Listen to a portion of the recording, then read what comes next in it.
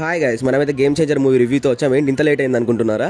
Actually నేను మూవీకి వెళ్ళలేదండి. మా ఫ్రెండ్ విజయవాడలో 1 AM షో చూశాడు, శశి అన్న. సో శశి అన్న రివ్యూ ప్రకారం నేను చెప్తున్నా అంతే. సో స్టోరీ అయితే చాలా సింపుల్ అండి.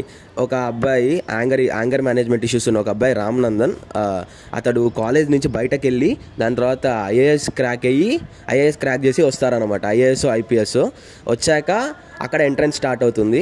సో అతడు ఛార్జ్ తీసుకున్నాక ఎట్లాంటి పనులు చేశాడు, ఐఏఎస్ నుంచి ఐపీఎస్ నుంచి ఐఏఎస్ ఎలా అయ్యాడు, దాంట్లో చీఫ్ ఎలక్షన్ కమిషనర్ ఎలా అయ్యాడు, మధ్యలో కీరా అద్వానీ పాత్ర ఏంటి, ఈ సునీల్ వీళ్ళందరూ ఎలా ఎందుకున్నారు, లైక్ పొలిటీషియన్స్లో శ్రీకాంత్ కానీ మన ఎస్జే సూర్య కానీ ఏం చేస్తున్నారు, ఆ పాలిటీషియన్స్కి వీళ్ళకి సంబంధం ఏంటి, వీళ్ళ నాన్నకి ఆ పొలిటీషియన్స్కి సంబంధం ఏంటి, ఫ్లాష్ బ్యాక్లో ఏమైంది, కొడుకు ఎలా పగ తీర్చుకున్నాడు, ఇది స్టోరీ బేసిక్గా.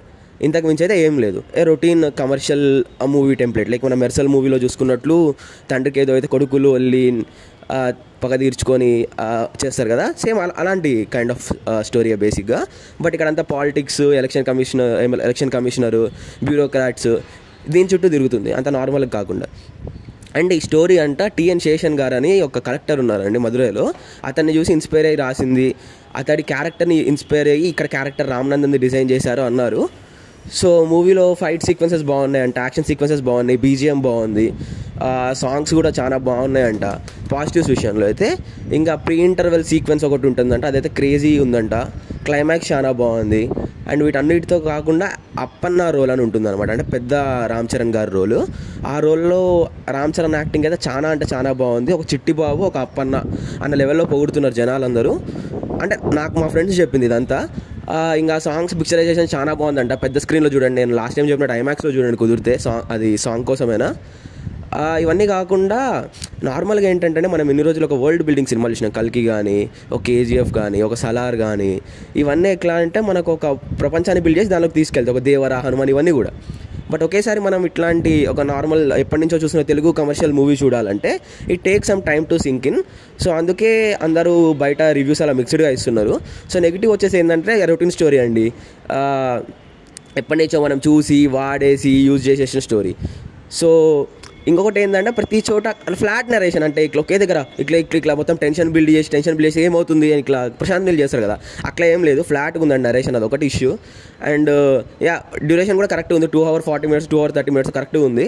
అండ్ నానా హైరానా సాంగ్ అయితే లేదండి, 2-3 days తర్వాత యాడ్ చేశారంట, అది ఒకటి చూసుకొని వెళ్ళండి. ఫ్లాట్ నరేషన్ ఒకటి issue, hero love track issue అంటే అంత గొప్పగా ఏం లేదు, క్రింజ్ ఉందన్నారు. కామెడీ ట్రాక్ క్రింజే ఉందంట. అంటే comedy like once government official అయ్యాక అక్కడ జరిగే కామెడీ కొద్దిగా గొప్ప నవ్వు వస్తుంది కానీ కాలేజ్లో జరిగే కామెడీ అయితే అంత క్రింజే ఉందన్నారు. హీరోయిన్ క్యారెక్టర్ వల్ల పెద్దగా ఏం యాడ్ అవ్వలేదు మూవీకి అని అన్నారు. లైక్ ఓకే, కమర్షియల్ మూవీస్లో హీరోయిన్ అక్కడి వరకే వీళ్ళు స్కోప్ చేశారులేండి, అది వేరే విషయం.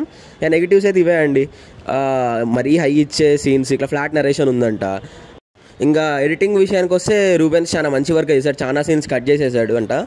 Like editing was good, decent. Music by Thaman was very good, set work, grandeur అన్నీ బాగున్నాయి.